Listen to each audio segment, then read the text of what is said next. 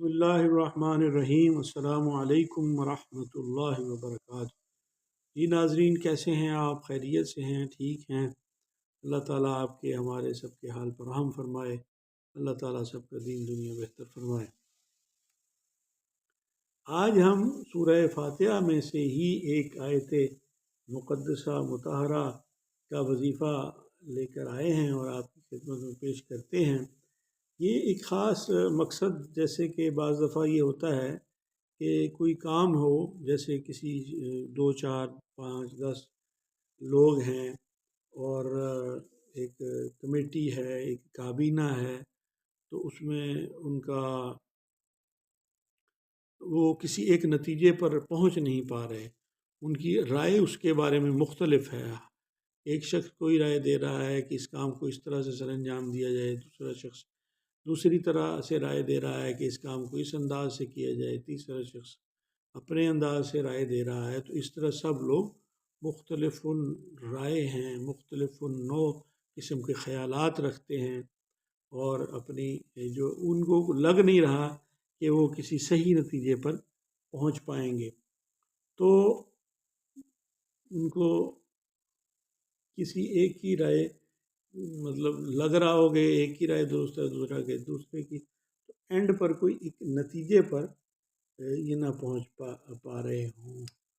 تو پھر اس کے لیے یہ ایک عظیم آیت مقدسہ ہے۔ تو اس میں ضرورت مند شخص جو ہو،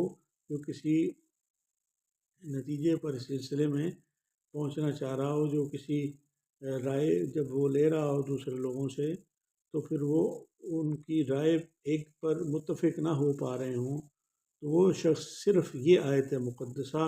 اہدنا الصراط المستقیم صراط الذین انعمت علیہم غیر المغضوب علیہم ولا الضالین، یہ آیت مقدسہ جو ہے یہ 2000 مرتبہ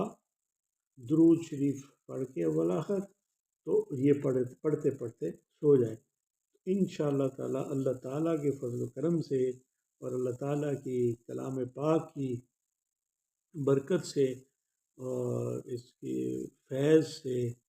بہتر اور سیدھی اور سچی رائے جو ہے وہ اس پر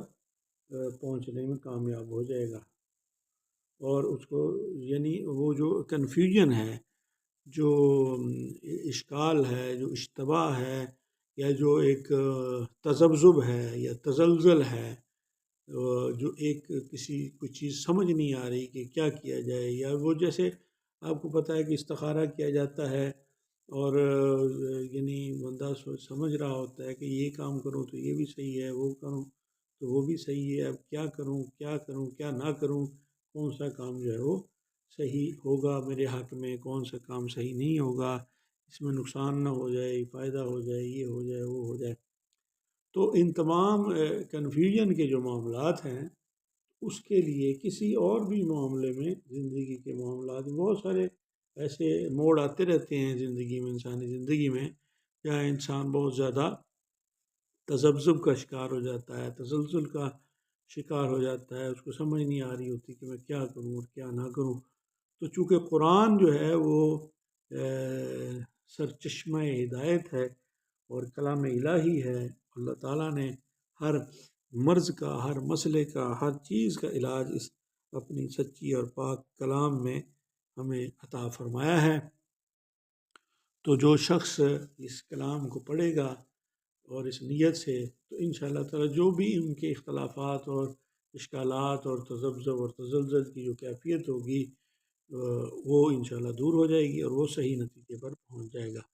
اللہ تعالیٰ سے دعا ہے اللہ تعالیٰ ہم سب کے حال پر رحم فرمائے۔ آپ ہمارا چینل سبسکرائب کر لیں، لائک اور شیئر کر دیں۔ والسلام علی من اتبع الہدی۔